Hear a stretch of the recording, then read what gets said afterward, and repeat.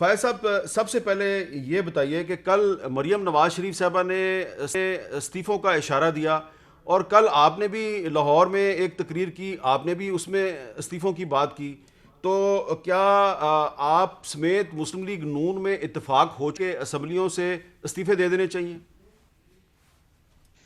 میسا بہت بہت شکریہ. بسم اللہ الرحمن الرحیم. جو استعفوں کا جو فیصلہ ہے، میرا خیال ہے کہ کافی عرصے پہلے جب اے پی سی ہوئی ہے اسلام آباد میں، اس وقت ہی ایک فیصلہ کیا گیا تھا استعفوں کا، اور یہ طے ہوا تھا کہ یہ تحریک کا جو نقطۂ عروج ہوگا وہاں پہ جا کے استعفے دیے جائیں گے. ابھی 13 دسمبر کا جلسہ ہے، اس کے بعد ہو سکتا ہے لانگ مارچ جو ہے وہ ہو اسلام آباد کی طرف، اور اس کے بعد پھر استعفوں کی جو ہے وہ فیصلہ کی نوبت جو ہے وہ آئے گی. لیکن ایک سینٹیمنٹ پایا جاتا ہے پی ڈی ایم کی تمام پارٹیز میں کہ یہ استعفے جو ہے نا وہ اب ناگزیر ہو چکے ہیں، کیونکہ جو اسمبلیاں ہیں وہ آلموسٹ ڈس فنکشنل ہو چکی ہیں. وہاں پہ کوئی لیجسلیشن نہیں ہوتی. اگر لیجسلیشن ہوتی ہے تو اس میں اسٹیبلشمنٹ کی مدد درکار ہوتی ہے حکومت کو، اور اگر لیجسلیشن ویسے کرانے کی کوشش کرتے ہیں تو آپ پچھلے 2.5 سال کی کارروائی دیکھ لیں، نہ کوئی تحریک التوا ہوتی ہے، نہ کوئی تحریک استحقاق ہوتی ہے، نہ کوئی اور کسی ریزولوشن پہ بحث ہوتی ہے، اور کوشش کی جاتی ہے. اور پرائم منسٹر جو ہیں وہ میرا نہیں خیال کہ اگر گنا جائے تو 1.5-2 درجن حاضری ہیں ان کی ساری جو ہے اسمبلی کے اندر. تو ان اسمبلیوں میں بیٹھنے کا میرا خیال ہے کہ ابھی یہ ایک گناہ بلذت ہے کہ اس کو جاری رکھا جائے. اچھا، کل جی ایک سوال آپ پیدا ہوتا ہے خواجہ صاحب کہ فرض کریں کہ آپ اس تحریک کا جب نقطۂ عروج پہنچتا ہے دسمبر کے اینڈ میں یا جنوری میں، آپ استعفے دے دیتے ہیں، استعفے دینے کے بعد کیا ہوگا؟ پھر کیا کریں گے آپ؟ پیر صاحب، ایک آپ کو میں آج کے دن کے حوالے سے ایک بات کرنا چاہوں گا جو آپ نے سوال کیا ہے اس سے بڑا ریلیونٹ بھی ہے، کہ آج سے 50 سال قبل آج کے دن جو ہے 1970 کے انتخابات ہوئے تھے. ان کے نتائج کو 1 سال مؤخر رکھا گیا، اور اس کے بعد جو ہے وہ نئے الیکشن جو ہے خالی سیٹیں کروا کے اسے نئے الیکشن کروائے گئے. یعنی جو اکثریتی پارٹی تھی ان سے سیٹیں لے لی گئیں، اور اپنے مرضی کے کینڈیڈیٹ جو ہے وہ ایسٹ پاکستان میں منتخب کرائے گئے. یہی ووٹ کی جو عزت ہے اس کو، پہلا جنرل الیکشن ہوا تھا جو اڈلٹ سفریج کے اوپر ہوا تھا پاکستان میں. پاکستان بننے کے بعد جو ہے نیشنل الیکشن، پروونشل الیکشن ہوتے رہے، لیکن نیشنل الیکشن جو 51 کا جو ہے پروونشل الیکشن وہ اڈلٹ سفریج پہ ہوا تھا. تو وہ ووٹ کو پامال کیا گیا، ووٹ کی عزت کو پامال کیا گیا. ایک ورڈکٹ پاکستان کی عوام نے دی، دونوں جو پاکستان کے بڑے جو مغربی پاکستان اور مشرقی پاکستان نے، اور اس کا نتیجہ کیا نکلا؟ ملک 2 لخت ہو گیا.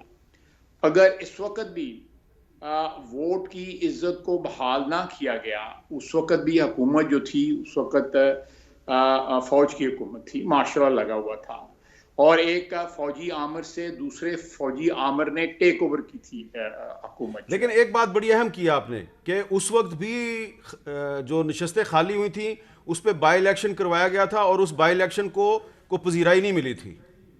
جی بالکل. میں اس بحث میں نہیں جانا چاہتا. کچھ لوگوں کی دل آزاری ہوگی کہ وہاں سے کون سے لوگ الیکٹ ہوئے اس خالی نشستوں پہ. اگر انشاءاللہ تعالی اگر یہ نوبت آتی ہے تو ہم استعفے دیں گے. ان استعفوں کے اوپر انہوں نے الیکشن کروائے. اگر 100-125 سیٹوں خالی ہوتی ہیں نیشنل اسمبلی کی، ان پہ الیکشن کرائے تو ان الیکشنوں کا وہی حشر ہوگا جو 1970 میں جو ہے خالی سیٹوں کے پہ کروانے کا الیکشن کا جو حشر ہوا تھا. اچھا، اب اس میں ایک سوال کرے بڑا اہم ہے. اللہ نہ کرے کہ نتائج وہ نکلے. اچھا دیکھیں ہمارا امیر صاحب، آپ بڑے جو ہے بغور تاریخ کا آپ نے مطالعہ کیا ہوا ہے پاکستان کی.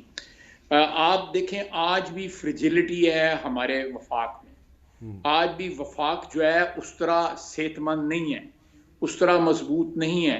جس طرح ہونا چاہیے، اور اس کا نقصان کی وجہ کیا ہے کہ آئین کے تحت جو ہے وہ جو حدود اور قیود جو ہے متعین ہوئی ہیں آئین میں، ان کا پاس نہ 1970 میں کیا گیا اور نہ آج کیا جا اچھا، رہا۔ اب ایک سوال بڑا اہم ہے، وہ یہ ہے کہ کیا اپوزیشن کی تمام پارٹیاں جو ہیں وہ استعفوں پہ متفق ہو چکی ہیں؟ آپ کو پتہ ہے میں سوال اس لیے پوچھ رہا ہوں کہ پیپلز پارٹی کے بارے میں کچھ لوگوں کا یہ خیال ہے کہ شاید وہ تیار نہ ہو۔ میرا خیال ہے کہ الٹیمیٹلی جو سچویشن جو ہے اس کی فیوٹیلٹی جو ہے، یا ایک سچویشن کی جو بالکل بے سود ہو جائے گا ان کا بھی اسمبلی میں رہنا، اور وہ اس چیز کو انڈرسٹینڈ کر رہے ہیں، میرا اندازہ ہے، اور وہ بھی الٹیمیٹلی جو ہے آج سے مہینے ڈیڑھ مہینے بعد جب بھی فیصلہ کیا جاتا ہے وہ اسمبلیوں میں سے استعفیٰ دیں گے۔ اس کی میسا یہ جو کرائسس ہوگی، یہ پریسیپیٹیٹ جب ہوگی یہ کرائسس جو ہے، اس کو اگر مرم پٹی کرنے کی کوشش کی گئی جس طرح 1970 میں کی گئی تھی، اللہ نہ کرے یہ کوئی وفاق کے ساتھ ہمارے سانحہ ہو سکتا ہے۔ آپ جب تک آئین کا اور قانون کا اس ملک میں احترام نہیں ہوگا، ہمارے وفاق کو خطرے لاحق رہیں گے۔ 1970 میں بھی ہمارے سے ٹریجڈی، لیکن ہم نے سبق نہ سیکھا، اور آج 50 سال بعد ہم اسی طرح کھڑے ہیں۔ میں مثال دیتا ہوں میر صاحب، ہم من حیث القوم جو ہے 72 سال میں ہم ٹریڈ مل کے اوپر دوڑ رہے ہیں، اصل فاصلہ کوئی کور نہیں ہوتا۔ آپ سمجھ رہے ہیں نا میں جو مثال میں بالکل سمجھ رہا ہوں، اور بڑی گہری آپ اس میں بہت سوچنے کے لیے بہت کچھ ہے، بڑی آپ نے ایک گہری مثال دی ہے۔ لیکن یہ بتائیں کہ 13 دسمبر کا جو جلسہ ہے، ایکچویلٹی جو ہے وہ کوئی فاصلہ ہم کور نہیں کرتے، اچھا ٹریڈ مل پہ دوڑے رہتے ہیں، ایک ہی جگہ کھڑے ہیں۔ اب یہ بتائیں کہ آپ کی گفتگو سے یہ لگ رہا ہے کہ 13 دسمبر کے جلسے میں استعفوں کا اعلان نہیں ہوگا؟ مجھے نہیں پتا، کل پی ڈی ایم کی میٹنگ ہے، جو ہے پی ڈی ایم کے ساتھ جو انٹریکٹ کرتی ہے، وہ ہماری ایک کمیٹی بنی ہوئی ہے، میرا خیال ہے شاہد خاقان عباسی صاحب ہیں، وہ جنرل سیکرٹری ہیں پی ڈی ایم کے، ساتھ چودھری یاسین اقبال صاحب ہیں، وہ جاتے ہیں ان میٹنگز میں، اور انشاءاللہ تعالی کل اگر کوئی اس قسم کا فیصلہ کل ہی ہو گیا تو وہ ساری قوم کو پتہ لگ جائے گا۔ لیکن میں سمجھتا ہوں کہ آج بھی جس طرح یحییٰ خان کا اپنا ذاتی ایجنڈا جو تھا وہ قومی ایجنڈے پہ غالب آ گیا، آج بھی ذاتی ایجنڈے جو ہے نا وہ پرسو ہو رہے ہیں۔ قومی ایجنڈا جو ہے آپ کو بھی پتہ ہے کہ قوم کی معیشت کا کیا حال ہے، قوم میں کرپشن جو ہے کس طرح سرایت کر گئی ہوئی ہے۔ 8 جو ہے وہ آکسیجن نہ ملنے کی وجہ سے کے پی میں جہاں پہ جو ہے وہ شوکت خانم جیسے، شوکت خانم بڑا اچھا ہاسپٹل ہے، اس جیسے ہاسپٹل وہاں پہ بننے تھے، وہاں پہ کرونا کے مریض جو ہے کل جام بحق ہو گئے ہیں۔ یہ تو حالات ہیں۔ آپ ایل این جی لے لیں، آپ چینی آٹا لے لیں، آپ بلینز ٹری سونامی لے لیں، پتہ نہیں سکینڈلز اتنے ہیں کہ جس کا کوئی حساب ہی نہیں۔ لیکن یہ بتائیں کہ اتنے سکینڈلز کے باوجود کیا 13 دسمبر کو لاہور میں آپ مینار پاکستان کا جو گراؤنڈ ہے اس کو آپ بھرنے میں کامیاب ہو جائیں گے؟ بہت بڑا گراؤنڈ ہے وہ۔ میر صاحب میں نے کل 2 جلسے ایڈریس کیے ہیں، جلسے نہیں، کارنر میٹنگ کہہ لیں جس طرح الیکشنز میں ہوتی ہیں۔ میرا اپنا اندازہ ہے کہ ان دونوں جلسوں میں جو ہے کوئی 5,500-6 ہزار بندہ ہوگا دونوں کو ملا کے۔ اچھا، اس طرح کے درجنوں جلسے ہو رہے ہیں اس وقت لاہور میں، جاری اور ساری ہے۔ کل میں نے پھر جانا ہے، برادرم سعد رفیق صاحب کے حلقے میں ایک جلسہ ہے۔